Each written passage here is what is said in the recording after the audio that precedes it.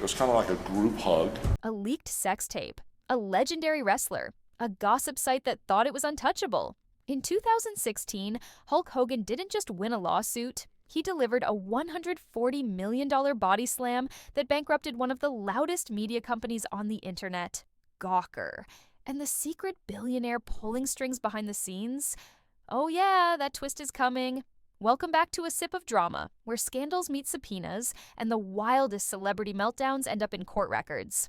Today, we're rewinding to one of the most infamous celebrity lawsuits of all time, Hulk Hogan versus Gawker Media. What started as a leaked sex tape turned into a courtroom war that redefined privacy, free speech, and the power of billionaires to crush media outlets. This wasn't just about Hogan's personal humiliation. It became a legal drama that changed journalism forever. So grab your tea, hit that like button before the judge bangs the gavel, and let's break down how a 62-year-old wrestling icon used the courts to end an empire. It all started in 2012, when gossip site Gawker published a grainy 1-minute clip from a secretly recorded sex tape of Hulk Hogan, real name Terry Bollea, with Heather Clem, the wife of his best friend, radio host Bubba the Love Sponge. Yes, you heard that right. Hulk Hogan, his best friend's wife, and a hidden camera. The internet couldn't believe it. Gawker didn't just describe the tape. They posted an actual video excerpt on their site, along with a snarky write-up. Hogan begged them to take it down. They refused, and that refusal lit the fuse for one of the most explosive lawsuits in media history. Hulk Hogan sued Gawker in October 2012 for invasion of privacy, violation of publicity rights, and intentional infliction of emotional distress. At first, many dismissed it as a publicity stunt. Hogan was a larger-than-life wrestler famous for showmanship. Gawker argued he'd made his private life public for decades, giving interviews about his sex life, starring in reality TV, and trading on his Hulkster persona.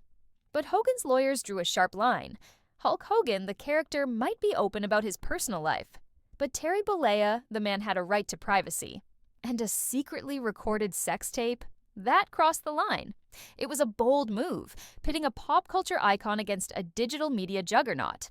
Gawker, led by its brash founder Nick Denton, leaned hard on the First Amendment. Their argument was simple. Publishing the tape was protected speech. They said Hogan wasn't just a celebrity, he was a man who had willingly shared intimate details of his life for years. He went on Howard Stern to brag about sex. He turned his private world into reality TV with Hogan Knows Best. Gawker claimed they were simply documenting what the public already knew. But it wasn't just the legal argument, it was the attitude. Gawker had a reputation for being cocky. They'd published celebrity nude leaks, hacked emails, and even outed tech billionaire Peter Thiel as gay back in 2007. Without his permission, they saw themselves as fearless truth-tellers, exposing everything the powerful wanted hidden. To them, Hogan's humiliation was newsworthy. To the jury, though, that arrogance came off as cruelty, and that disconnect would prove fatal. By 2016, the case went to trial in St. Petersburg, Florida. The courtroom became part reality TV, part constitutional law seminar. Hogan testified in tears, saying the leak humiliated him and damaged him beyond repair. He explained the difference between the performer, Hulk Hogan, and the man Terry Bollea. At one point, Hogan even told the jury, Hulk Hogan has a very large penis. Terry Bollea does not. That bizarre line actually mattered. It showed how deeply his character and his private self were split. The press went wild. Every day of the trial brought headlines mixing sleaze with constitutional questions. And then came the verdict. When the jury came back in March 2016, the room was electric. Hogan sat at the front, sweating. Gawker's lawyers shuffled papers nervously. The verdict? $115 million in compensatory damages. Gasps echoed through the courtroom. Hogan buried his face in his hands and wept. But the jury wasn't done. They came back again and added $25 million in punitive damages. Total, $140 million. Reporters outside compared it to a knockout punch. Hogan emerged teary-eyed, thanking the jury for giving him his life back. Inside Gawker HQ, shockwaves hit. Staffers who once wrote fearlessly about others suddenly realized their jobs and their entire company were gone. The number was so massive it didn't just sting. It destroyed Gawker. Quick recess. If this body slam of a verdict just shocked you, tag in that like button and subscribe. It's the only decision this channel gets to overrule without a judge. Within months, Gawker Media filed for bankruptcy. They put their assets up for sale. Univision ended up buying most of Gawker's sites, like Jezebel, Deadspin, and Gizmodo, for $135 million. But Gawker.com itself, the flagship gossip site, was shut down for good. For a website that once prided itself on being untouchable, it was the ultimate humiliation, brought down not by government censorship, but by one very expensive lawsuit. And then came the twist no one saw coming. Months later, the biggest twist of all came out.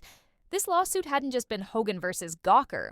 It turned out billionaire tech investor Peter Thiel had secretly bankrolled Hogan's case, pouring in millions to keep the fight alive. Why?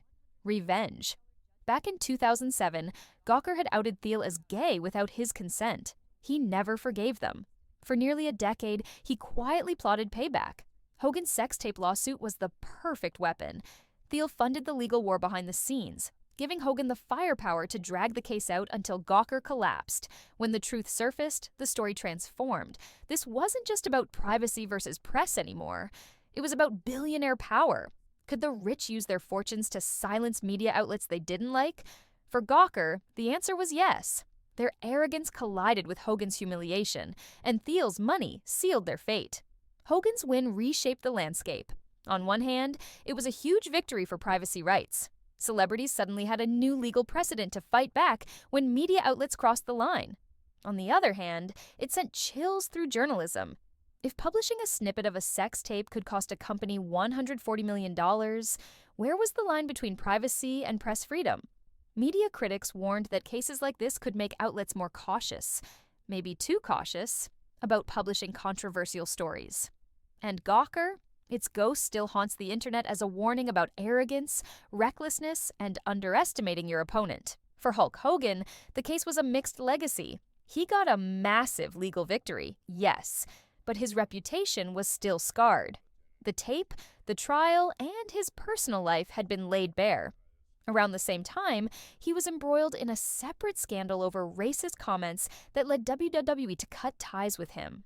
So while the lawsuit gave him financial and legal vindication, it didn't fully restore his image. Still, Hogan will forever be remembered as the man who body-slammed a media empire in court. The Hogan versus Gawker saga is more than a celebrity sex tape story. It's a legal drama about privacy, power, and the dangers of mixing arrogance with the internet. One jury verdict changed the future of celebrity lawsuits, bankrupted a major media outlet, and reminded the world that even the loudest gossip site can be silenced, all because Hulk Hogan decided enough was enough. So here's the big question. Was Hogan's lawsuit a righteous defense of privacy, or a billionaire-backed takedown that went too far? Drop your verdict in the comments. Team privacy or team press freedom? And if you love scandal breakdowns that mix tabloids with trial transcripts, hit that like button, subscribe to A Sip of Drama, and ring the bell, because the next courtroom clash is always just around the corner. This is A Sip of Drama signing off, reminding you, in Hollywood and media, sometimes the real fight isn't in the ring, it's in the courtroom.